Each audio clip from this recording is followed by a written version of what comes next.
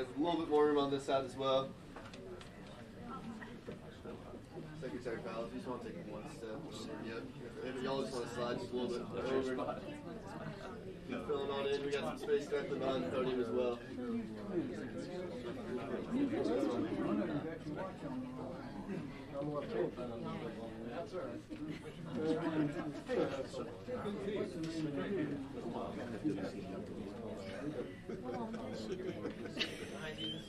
All right, and we got more space on the side as well. Yep. All right, I think we're all set. Okay. Well, thank you for coming. Joseph McDaniel Burkett will be signing today, assisted by Holly May. Chaplain, Greg Brown. The psalmist reminds us of God's protection and provision in Psalm 46, that God is not only our protector, but also invites us to find rest in him. Let us pray. Gracious God, we give thanks for your never-failing presence with us. As we continue the recovery work from this storm, grant us your grace to live peaceably with one another, support our neighbors, and console those who are grieving the loss of life and property. Assist us as we work to regain power and protect those who work and serve on behalf of our great state. Continue to bless our leaders with your wisdom. Hear us, O Lord, as we pray in your most holy and precious name. Amen. Thank you very much. I'm sorry to announce that we've lost some more people. We've lost two more since yesterday. There were 39 deaths announced yesterday, storm-related. There are 41 today. We ask you to keep your neighbors and friends and those loved ones in mind. Some very good news. Last night we received the approval to include Edgefield counties, Lawrence, and Marion in the major disaster declaration approval. And of course, as you know, we are entitled under the law to a 75% match, 25 from us, but we're asking for 100%. And based on the conversations, you may have seen the news that a number of us were up to speak to President Biden yesterday, and FEMA Administrator Deanne Criswell was there as well, and they assured us that we would get whatever we asked for. And so we are hoping that they will provide that 100%. Also, there's some other counties that are in line that should be getting that approval soon. Those are Abbeville and Richland, and also McCormick and Allendale. And we hope to have more good news soon on that. Outages, we've gone down again. We're making progress, but we still have a lot out there. As you recall, on Friday after the storm subsided, we had 1.3 million outages, of 1.3 million outages out of 3 million. Well, on October the 3rd, we are at 388,196, so we're coming down fast. We've had 21 confirmed tornadoes. We know that the rivers are down around Georgetown, the Santee, and part of the Congaree are still pretty swollen. We're going to have flooding, so be on the lookout there. We know that there are a lot of stoplights. They're electric, so we have noticed that a lot of them are not working. So you have to be careful. In some cities, they have energized them with generators, but not everywhere. So you have to stop, look, and listen. And as has been urged here from this podium, just consider it like a four-way stop if you see it, and yield as you're supposed to. Also, between the National Guard, the Air Guard, and the State Guard, we now have 1,002 men and women out there doing work for this storm, and we're expecting more help. They're all trained. We have some already from Florida, as you know.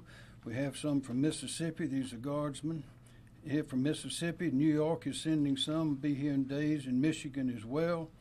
That federal major disaster approval is the main thing that has happened besides the numbers going down dramatically. So we're making great progress. We have a long way to go, and it's going to take a while to get all the debris off the sides of the road. We don't even have it all out of the roads yet. I was in Greenville yesterday, and it's just a crying shame to see some of these big, beautiful trees, 150 years old, They're this big around. You see the stumps there. And, saw one that was on a house. Man, wife, had 4 children. Nobody hurt. The tree fell right on top of them and smashed the house, but somehow they made it out just fine, and the neighbors were all running around out in the yards there, and they were working together to clean that place up. And it's really an interesting thing to see how not only do the professionals that do this for a living are working so hard to get back to normal, but so are the citizens all over the state. So I will now start our series of reports, starting with Andrew Phillips' weather report, please. Thank you, Governor. Andrew Phillips, South Carolina Emergency Management Division Chief of Preparedness. SCEMD continues to monitor and coordinate with the SCDNR Flood Mitigation Program and NWS hydrologists regarding the ongoing river flooding. Rivers in the far eastern part of the state are still rising as water works its way downstream. The Santee River in Georgetown and Berkeley County areas went into major flood stage early this afternoon and is expected to crest on Saturday and will stay relatively high into next week. Some homes in Georgetown County will likely be impacted, and there will be limited access to certain areas, but I still want to emphasize that impacts from this river flooding will mainly be limited to flood-prone areas along the river. Impacts are not currently expected outside of these areas. Local officials have been conducting public messaging and issued alerts to communities along the river, and we continue to coordinate with those county emergency managers. We urge everyone who lives along the rivers in eastern South Carolina, especially along the Santee River, to listen to messaging from their local officials. Thank you. Question: when you Yes, say sir. flood-prone areas, that means areas that typically flood. Yes, sir. Ones that are along the immediate river, and the local emergency managers are very well aware of those. Okay, thank you. Thank you, sir. Andrew Bateman, Office of Regulatory Staff. Thank you, Governor. Andrew Bateman, South Carolina Office of Regulatory Staff. As the Governor mentioned, outages still do continue to decrease. Currently, we're at about 388,196. That's down about 90,000 since yesterday. The ORS does continue to work with utilities, state agencies, and others in an effort to help bring down outages statewide. I would, though, encourage patience, as some of these systems are actually a total rebuild, not just necessarily a repair. The top 3 counties for outages are Greenville County at 106,952, Spartanburg County at 83,712, and Aiken County at 43,975. Thank you, Mr. Governor. Thanks, sir. Dr. Kim Stinson. Thank you, sir. Kim Stinson with State EMD. State Emergency Operations Center still remains at operating condition 1, which is our highest level of readiness.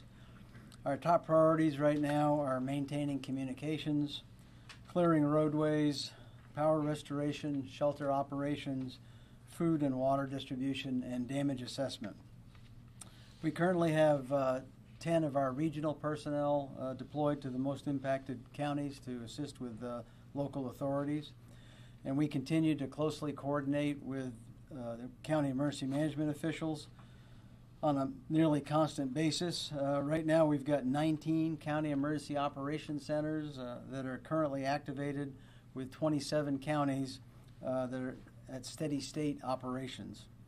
Operational focus includes power restoration, road clearing operations, sheltering, food and water distribution, and damage assessment. And in the damage assessment area, in the affected areas, we have some updated information.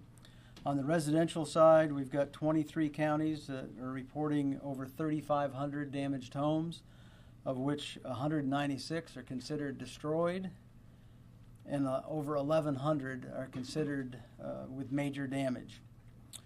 In the public assistance area, and that's the infrastructure damage, emergency protective measures, and debris, and there's a considerable amount of debris is being reported by 38 counties for a total of $16 million. County governments are closed in 4 counties today, which is trending down. In the logistics area, we have actioned over 800 requests, of which 300 have been completed with 500 in progress. The most requests are for water, shelf-stable meals, fuel, and pod support, and that's the point of distribution where the food and the water is distributed. And to that point, there's 16 points of distribution in business today in South Carolina to issue that food and water. So far, we have issued almost 500,000 meals, 769,000 liters of water, and over 3,000 tarps. And under the Emergency Management Assistance Compact, and you'll hear about this from some of the other agencies, we have or will have received resources from several states, including Delaware, Florida, Louisiana, Mississippi, and New York, and that's ranging from search and rescue teams to engineer assets. And on the federal assistance side, we're continuing a major push to rapidly add counties to the federal declaration for individual assistance. Edgefield, Lawrence, and Union were added last night, and we are coordinating with FEMA to conduct those surveys in several other counties, including Abbeville and Richland, which are being done today, and McCormick and Allendale on Friday. Last point, and Governor already mentioned this, is that FEMA normally funds 75% of the cost for a disaster like this. And that includes debris and emergency protective measure costs. However, because of the extraordinary circumstances of this disaster, we'll be requesting today 100% federal funding for those items, debris and emergency protective measures, and that will be for a 180-day period. However, FEMA may choose to approve a shorter period of time. We continue to work with them on that. Thank you very much, sir. I'm glad I listened to what you said. You said Edgefield, Lawrence, and Union. I think I mixed it up. It's Edgefield, Lawrence, and Union. That's what I got written down here, sir. Okay. That's important. Yeah, thank you. Okay. Brigadier General Robin Stillwell, National Guard. Thank you, Governor. Good afternoon, ladies and gentlemen. As the Governor previously stated, the South Carolina National Guard currently has over 1,000 service members responding to Helene, and we are continuing to build. Our engineer teams are fully engaged in the impacted areas, conducting debris clearance operations and chainsaw operations. We also have augmented our forces with additional forces from the Florida National Guard who are currently on the ground. Additionally, engineer elements from National Guards from Mississippi, from New York, from Michigan are also coming to the fight to assist us in responding to the storm. I want to take a minute to thank those states for assisting us in the response. Florida, Mississippi, New York, and Michigan, we appreciate them being here by our side in our time of need. We also have general purpose troops arrayed through the impacted areas. They're conducting missions for the distribution of aid. They're doing limited traffic control. They're also just generally assisting those county emergency management teams who are weary from having been on duty for a week responding to this event. We also have aviation assets, including helicopter rescue teams, assisting residents in both South Carolina and North Carolina. So, ladies and gentlemen, the South Carolina National Guard is on the ground in our communities, supporting our neighbors and our families, and we'll be here until we get past this. Thank you. Thank you, General. Secretary Justin Powell, Department of Transportation. Thank you, Governor. SCDOT has continuous operations in response to Hurricane Helene as we work to restore mobility to the upstate. Our crews continue to work to clear roadways from this storm's large debris fields.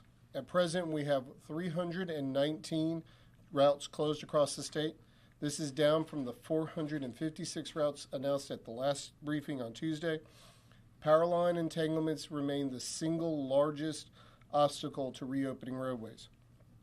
To combat that, we've been working very closely with our utility partners to expedite our shared mission in getting South Carolina back to normal. At the utility's request, we have embedded 11 DOT crews with line crews to help remove tree debris as they work to repair lawns. As the cut and toss and utility restoration operations wrap up, we will begin removing debris on the roadway with our crews and have already done so in several less affected counties. We've also activated debris contractors to work on removing debris in the 16 most affected counties of the storm. Begin late next week, you'll start seeing operations move out with a focus on our interstates and our primary routes, and then moving on to our secondary routes in the coming weeks. We know this has been an incredibly challenging and difficult time for many in this state. We are in this together, and we won't stop until the job is done in getting South Carolina back moving again. Thank you, Governor. Thank you, Secretary Powell. Brett Howard, FEMA. Yes, sir. Hey, good afternoon. I'm Brett Howard, Federal Coordinating Officer. Before I get started on mine, I'd like to introduce Mr. Willie Nunn. He is the senior federal FEMA official for this event. He will be here with me to assist with the state's response and recovery efforts on behalf of the administrator in our agency. So we welcome Willie to South Carolina, and him and the governor have had several conversations, and I think we're moving into a good place there. We continue working side by side with this incredible team. You've heard me say it. You've heard me brag on the governor's staff and the ones that are standing behind me and the local EMs. It is an incredible opportunity to partner with such a great and support such a great staff and a great team here. And meet the needs of the survivors and make sure that they have everything they need to do just that. As you've heard from the governor and you've heard from Director Stinson that we were able to approve and add on 3 counties last night. That goes to the hard work here. I have staff on the ground making sure that as the state gets in that information they are so desperately need of to add on counties, we were able to process those and turn them around last night. That's an incredible feat and opportunity to get that done. So we stand ready as the state receives additional counties for add-on. We stand ready to process those and anticipate hopefully the same amount on the turnaround of those. And as these counties get added on, I can't stress enough that for the survivors out there, please call the 1-800-621-3362 number and to register or go to the website at disasterassistance.gov. That is the fastest and easiest way. You don't have a call bank. You're not waiting on somebody to answer the phone. Or you can use our app, the FEMA app, on Android or iPhones. This assistance goes right to homeowners to help them with, and renters for serious needs, basic home repair, rental of temporary housing, and things like that. So it's very important you call to help jumpstart your recovery. We have disaster survivor assistance teams that are on the ground today. They're in the shelters. They will be out in the communities very soon and be going door to door where it's safe to do so, working with the state to make sure that we target those areas as the state and the locals see the need, to make sure these teams are out there interacting with the survivors to help them get registered or meet anything that they need from us. Currently, we have over 108,000 already registered for federal assistance and approved more than $4.4 million already, and this is in the initial few days of the activation, or the declaration. I apologize. The American Red Cross is currently engaged in targeted distribution of emergency supplies to a lot of them to low-income communities and those that can't get out and get food and supplies. We stand ready to continue to support the mass feeding needs for South Carolina and anything else, as the governor stated. The president, the administrator, has promised him all assistance possible, and that's what we're here to do, Governor, and I appreciate the opportunity to be here to serve you and your citizens. Thank you. Thank you, Governor. Thanks for the opportunity to speak. I'm here on behalf of the FEMA Administrator, Ms. Deanne Criswell, as her eyes and ears to support the federal coordinating officer, to support the governor, working through the county EM and getting down to the county, the locals, to make sure that we leave nobody behind in this disaster. And we'll get out there and get the word out. My final thing would be that 1-800-621-3362, 1-800-621-FEMA. the call to register for individual assistance. And that's where it starts. And then we'll get people out on the ground as soon as possible to do that in-person help as well. So thank you. Thank you, sir. Director Robert Woods, Department of Public Safety. Thank you, Governor. Robert Woods, Director of the South Carolina Department of Public Safety. Currently, SCDPS has 211 Highway Patrol troopers and state transport police officers working statewide. 111 of those are working in our upstate troops 2, 3, and 4, as well as in Aiken. 38 of those personnel are assigned to SLED missions, security and law enforcement missions. Tonight, we'll have 113 of our law enforcement personnel working statewide and 51 of those in the impacted area. I do want to make a particular point of emphasis regarding highway safety. Highway safety is always a partnership between law enforcement and the motoring public, especially in a disaster. I would just ask again that all motorists remain particularly cautious and attentive to the hazards that are out there, either debris in the roadway, or on the roadside.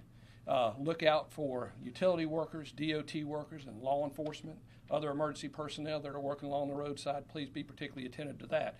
As the governor's already mentioned, one of the hazards that persists are these traffic signals that are no longer, or that are currently not working.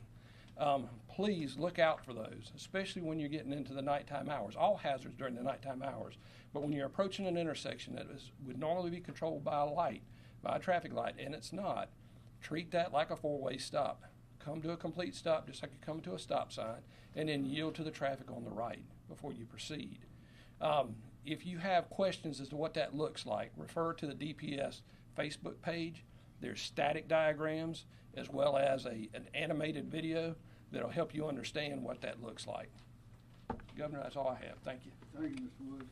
Chief Ben Duncan, Officer of Resilience. Thank you, Governor. Ben Duncan, Chief Resilience Officer, South Carolina Office of Resilience. It is our responsibility to lessen the impact of disasters on our citizens, our economy, and our natural resources. We do that through many ways, home repair and replacement. We do it through infrastructure projects, stormwater infrastructure projects, and matching grants to cities and counties that don't have the funds they need. We also do that working with nonprofit organizations. One, SC is the organization that we're working with now. They have a long history of working with this office and with the state of South Carolina on disasters. They've worked with Hurricane Matthew, Hurricane Joaquin, and Hurricane Florence. They assisted more than 2,000 citizens in their home repairs and other needs that they may have. And today we have Ms. Erin Johnson with us, who is going to, from 1SC, who's going to come speak to you for a second. Ms. Johnson. Thank you for having me. Again, I'm Erin Johnson from Central Carolina Community Foundation. We house the state's philanthropic disaster relief fund, the 1SC fund. As Mr. Duncan mentioned, the fund began in 2015 and has since responded 4 different times to disasters that have hit our state, helping return people to safe, secure, and sanitary housing. We reactivated the fund again this weekend and have since received commitments of over $1 million already from very generous corporations and individuals from around our state and our region, and we have a lot of work to do.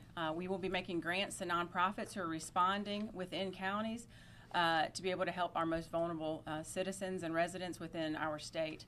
We will get grants out as soon as possible. Our goal is already next week to get out emergency response grants to our nonprofits who are on the ground, and then we'll begin making grants to nonprofits through an application process after that. So we're ready to get to work, and we really appreciate the governor and his staff for their support. Thank you, ma'am. Chief Mark Keel, SLED.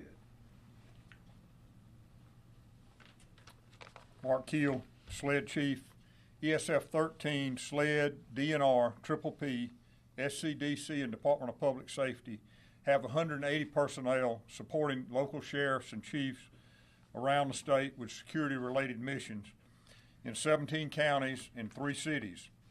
Those 17 counties are Aiken, Allendale, Anderson, Bamberg, Barnwell, Cherokee, Edgefield, Greenville, Greenwood, Hampton, Lawrence, Lexington, McCormick, Newberry, Oconee, Pickens, and Spartanburg, and the cities of North Augusta, the city of Union, and the city of Packlet.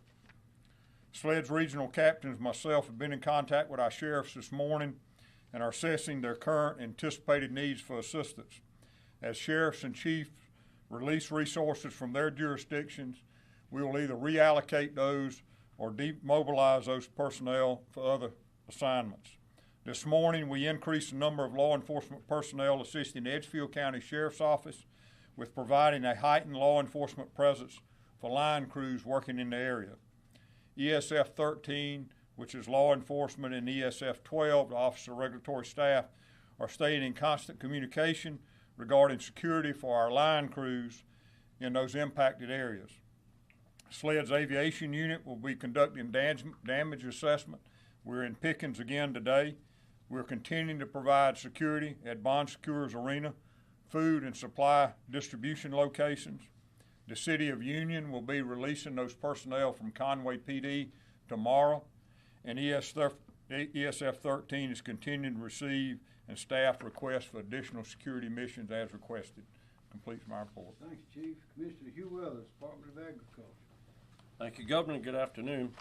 At these reports, you'll normally hear a lot of data, heavy reports. We don't have that for agriculture as we are still assessing, but I will give you what we know. The parts of the state hit by Helene are mainly livestock, trees, forage, poultry.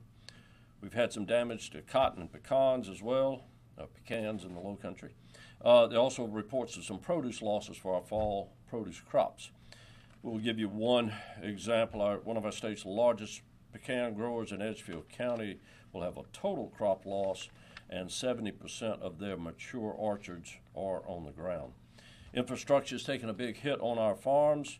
Infrastructure for agriculture might be fencing, drainage, storage structure, or production facilities.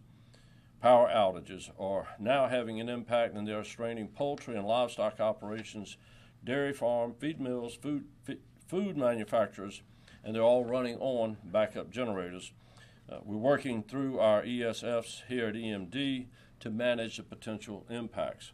We'll give you some poultry losses that we know, and they come from generator failure, just over 300,000 poultry, chicken losses from almost 100 poultry farms that are operating on backup generators. We'll point out that agriculture is a team, as Clemson Extension agents, as well as our own staff members are out in the field helping farmers assess damages. We've attempted to contact our food manufacturers, feed manufacturers, retail food establishments, dairies, produce farms that our agency is involved in regulatory status. We want to reiterate to them it's important to communicate to us their current condition so that we can pass along that information ahead of further issues. You may have seen some empty food shelves on the stores, grocery stores. We're not concerned at this point in time about a widespread food supply impact. There are local impacts that we're working with as the food supply chain works to get over this. In the coming days and weeks, we will work with FEMA and others to make sure our farmers are aware of the coming resources from federal and their state partners. I will point out that farmers and their employees, just like all of us, are residents. So again, we need to make sure that they're aware of the resources available to them for their homes. Point out that between the summer drought, Tropical Storm Debbie, and now Helene, every part of the state's agriculture has been impacted in 2024.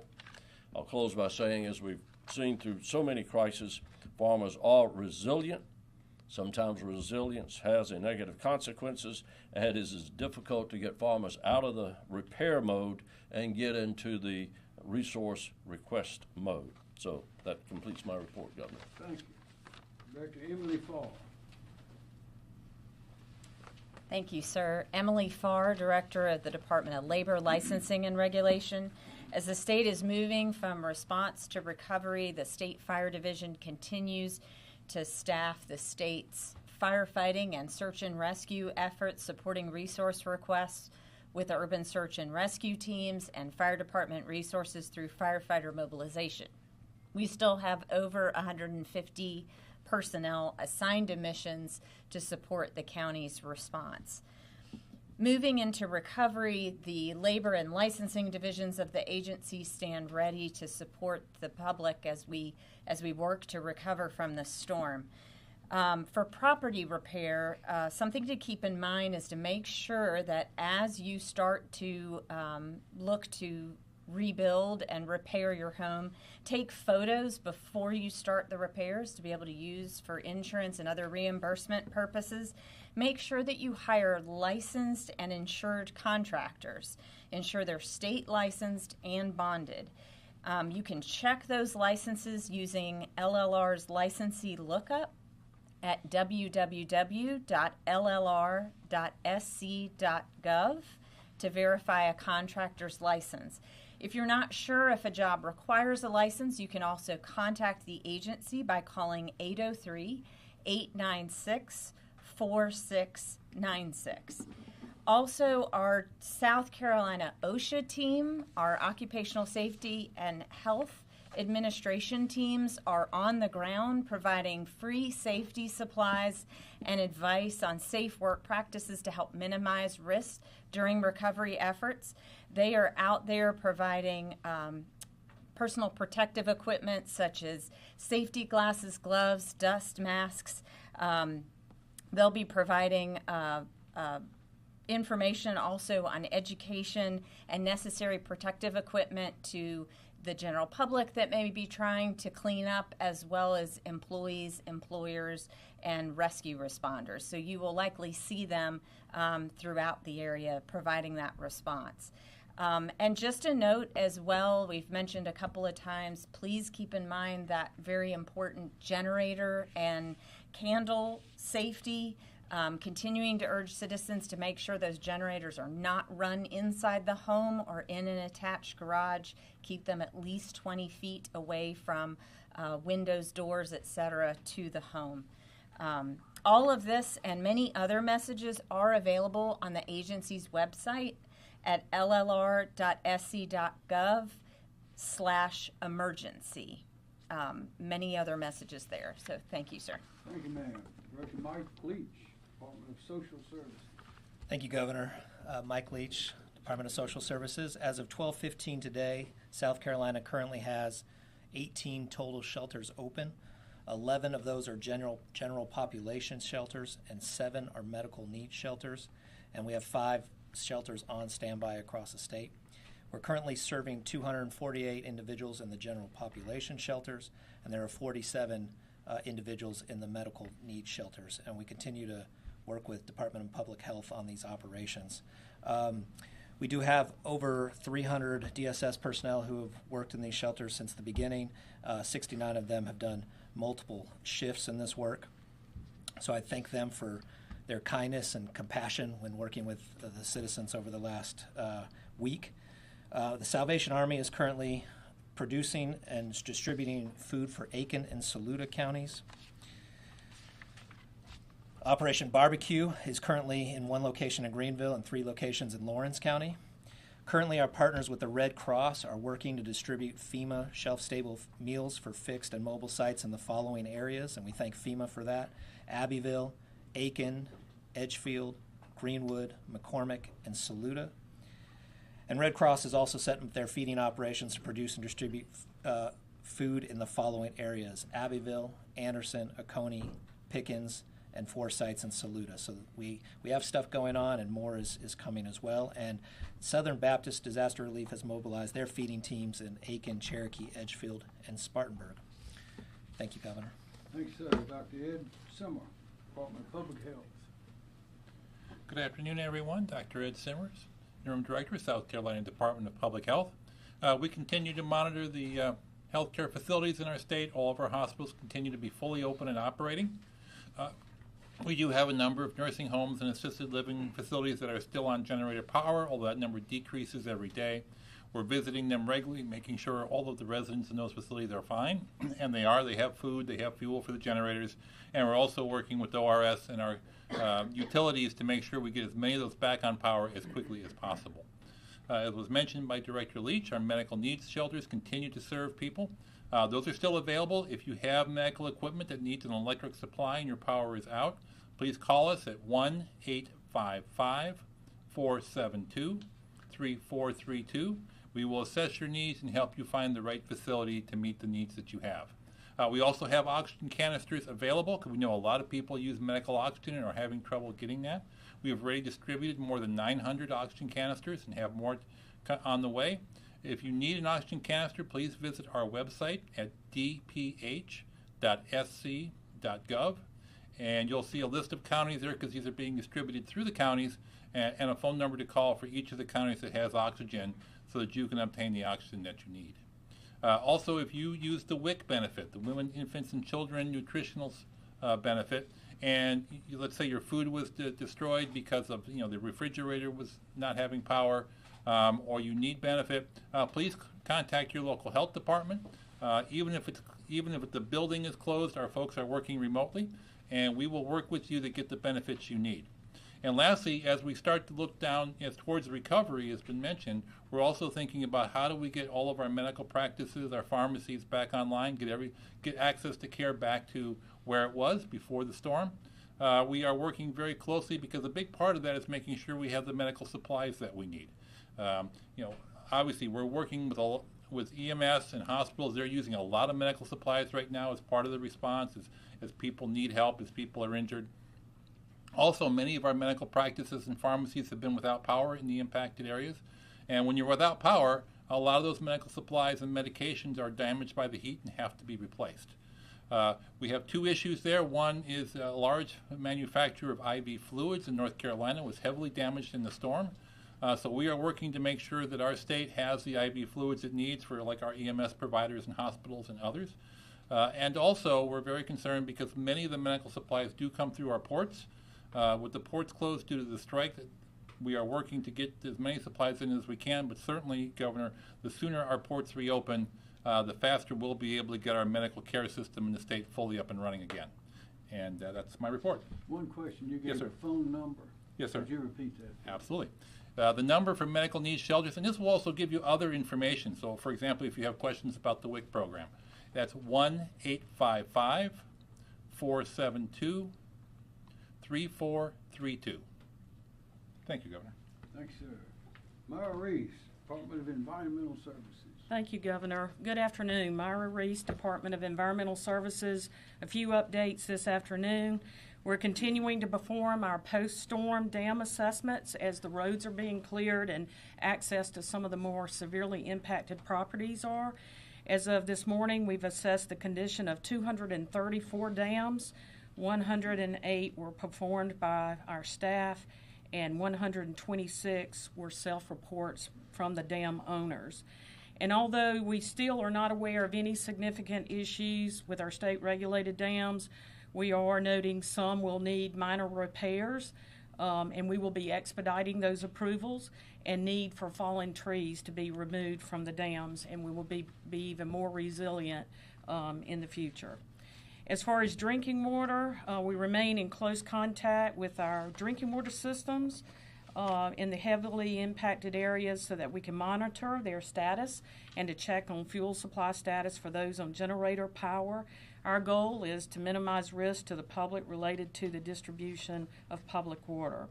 From a debris management perspective, that's probably one of the most biggest focus areas for us right now. We're continuing to work very closely with our state partners, local entities about debris management sites and the need for that and the need to identify some alternative sites. So I just want to point out that these debris management sites are there for the counties to stage debris and come up with some innovative different ways of getting that debris to where it finally needs to end up. When it comes to you as individuals and community members, as you clean up your properties, Just a reminder that you should contact your local or county government to obtain information specifically about what you should do. And in closing, I just want to again thank all of our local emergency management officials, so many of our state partners who are helping out the owners of private wells across the state. And I will mention this number again as power is restored and you have any questions about your well, please call this number 1-888-761-5989. That's 1-888-761-5989. Thank you. Thank you, ma'am. And finally, Marcia Adams. Good afternoon, Marcia Adams, Department of Administration. I just want to say thank you to all the offers of assistance from citizens across the state. We have many charitable organizations such as food pantries, faith-based organizations, and other nonprofits on the ground in the local areas providing the exact goods and services to meet the needs of those folks. You can find a list of those charitable organizations on semd.org/recovery/volunteer and donate. And included is the 1SC fund in that and a little bit about that fund that you just heard about previously. We have had lots of calls from groups conducting food drives for disaster relief. We ask that they contact their local food bank and get a list of the most needed items and then coordinate with those food banks because they will deliver that food to the people who need it. And finally, we have lots of folks who want to volunteer. We ask that you register at volunteersc.org. There's also a link to that on the EMD website. Many of the volunteering opportunities do require some specialized training. We want to make sure everyone is safe. Please don't self-deploy. I promise you will be called as those volunteer opportunities arise. Thank you. What does self-deploy mean? Go out and start volunteering by yourself without being in an organization. Okay, and also the website was what? The website is scemd.org/recovery, volunteer and donate, and from there you'll have a link to the volunteersc.org. Okay, thank you very much. Any questions? Question for Brett. Sorry.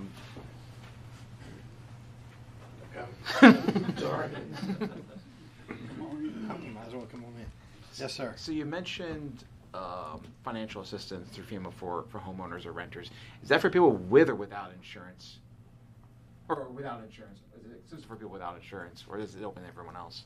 It's for. I encourage everyone to register, even if you have insurance, because there may be some gaps in your coverage, things that insurance doesn't cover. We can't duplicate funds. We can't duplicate what an insurance company does with federal funds. But if there's a gap in there, we can help meet and fill that gap. Like a deductible? If someone has a deductible on their coverage? I can't give you a definite answer, but they just need to call and let's work through the process to see what that looks like, okay? You also mentioned on Tuesday that this is a marathon. It is. I know it would be hard to put an actual date on when things will get back to normal, but what's the reasonable expectation when life may be back to normal, especially in the upstate? That is I can't give you a date on that. What we're going to work with the state, and this is probably some of the governor's response also to answer that question. There's going to be a new normal in the upstate area because there's some things that we're going to replace and we're going to fix and we're going to assist the governor in building back better. Right? We're going to have the opportunities to do some things and build back better. But it's not ever going to be like it was. So there's going to be a new normal, and we're going to strive to get there as fast as we can and make it even better than it was. That's our goal here is to recover. But it's not going to happen tomorrow. It's not going to happen next week. It's a marathon. It's going to be down the road a little bit, but we're here taking every step every day, getting a little bit closer to that.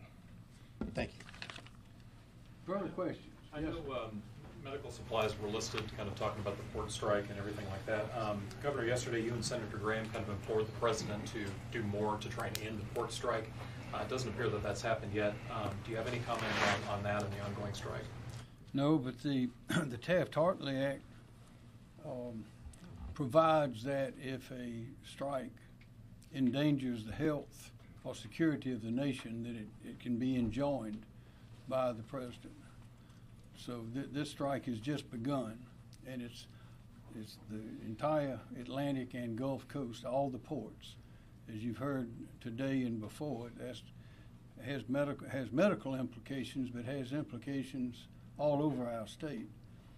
Someone estimated officially one time that 1 out of 10 people in the state have a job, an occupation, or a career that depends on an operating port.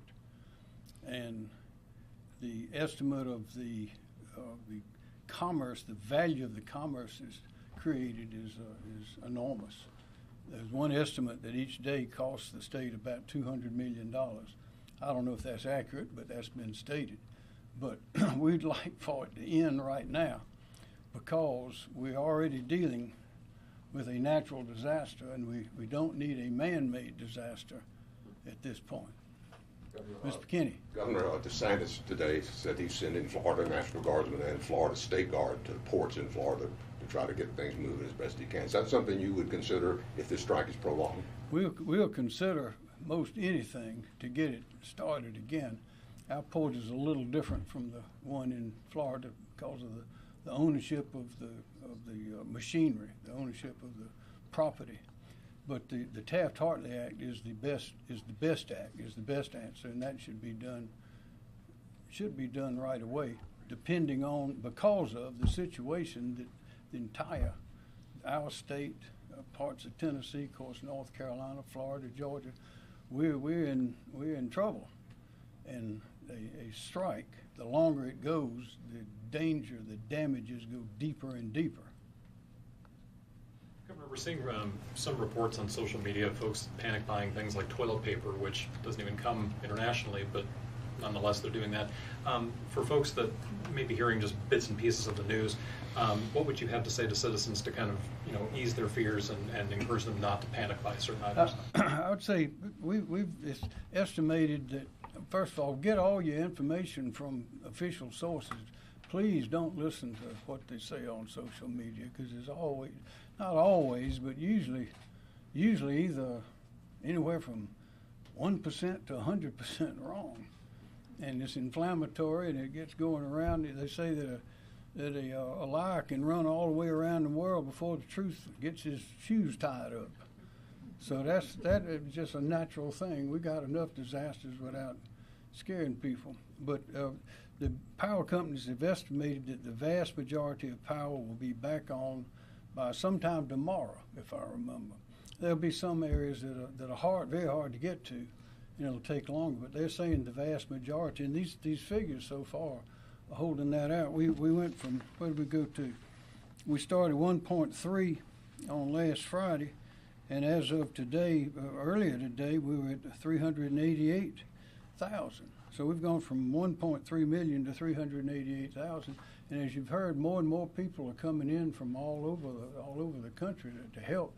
We got everybody on the field, and we've been through these things before. We're very well coordinated. We communicate, collaborate, cooperate, and that's why we're making such progress. Governor, yesterday Secretary Mayorkas said FEMA does not have enough funding currently to get through the rest of hurricane season. Do you have any concerns about South Carolina's needs being met for both this storm and any future storms later this season? We want to get through this one, and we've been promised by every official who's in a position in the federal government to promise it, that we're going to have whatever we need.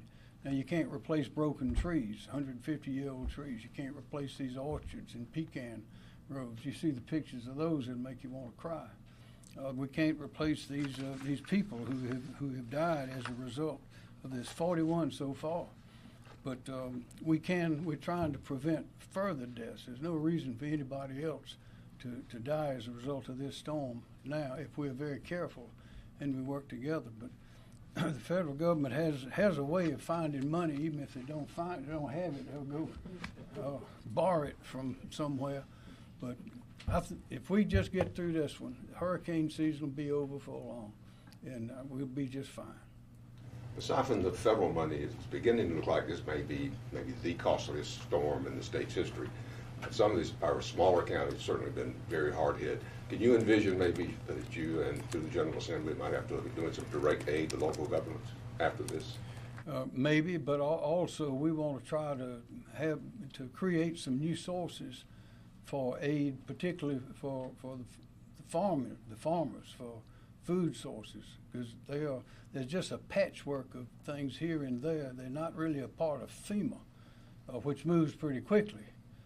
It moves at government pace, but it does move quickly compared to this patchwork. But we have to do something about that, and we've been speaking with yesterday, for example, Congressman Timmons and Jeff Duncan, Congressman Duncan, and Senator Graham, as well as the president, about having appropriations FEMA style for the farmers, because without food, without something to eat, we're all in trouble. And we have a great farming community here. We have our agribusiness is enormous. It's the biggest part of our state. It's bigger than manufacturing, bigger than tourism, and we have to take care of it. For our regulatory folks, are there any laws regarding generators? I know a lot of grocery stores lost power, had to throw away a lot of foods, a lot of meats. Are there any rules or regulations surrounding generators and backup power for any of those retailers? You mean requirements?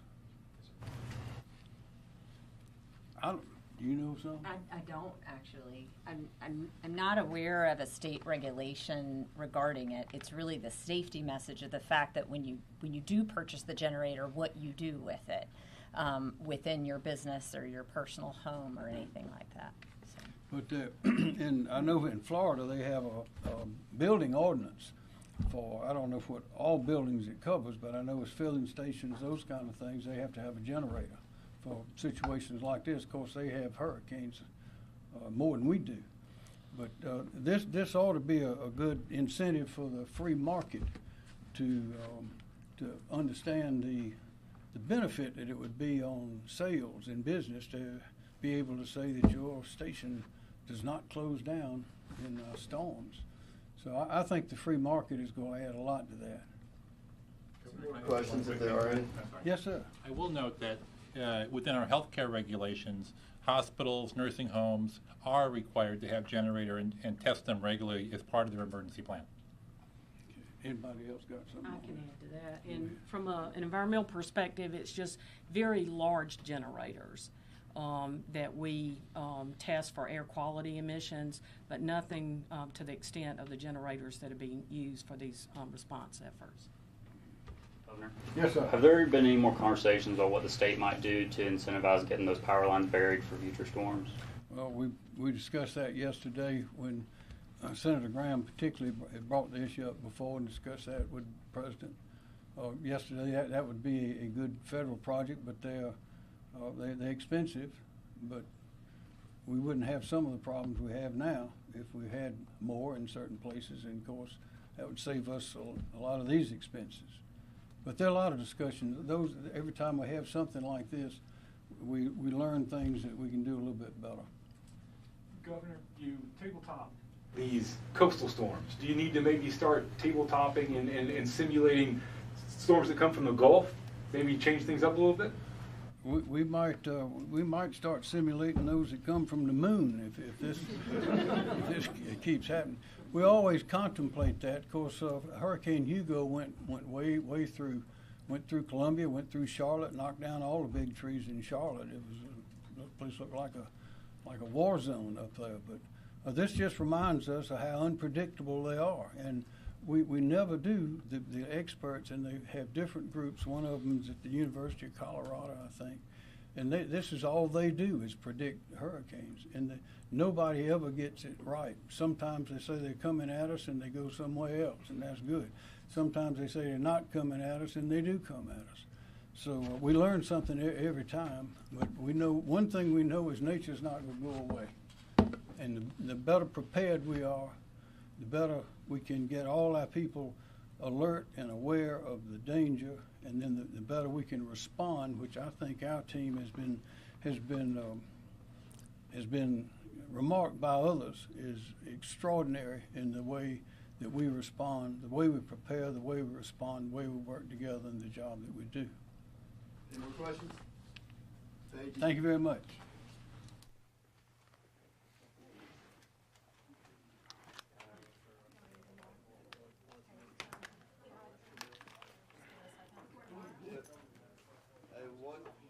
One thing that they cleared up, but the governor said it was Marion County that's getting individual assistance. It's Union, Edgefield, Florence.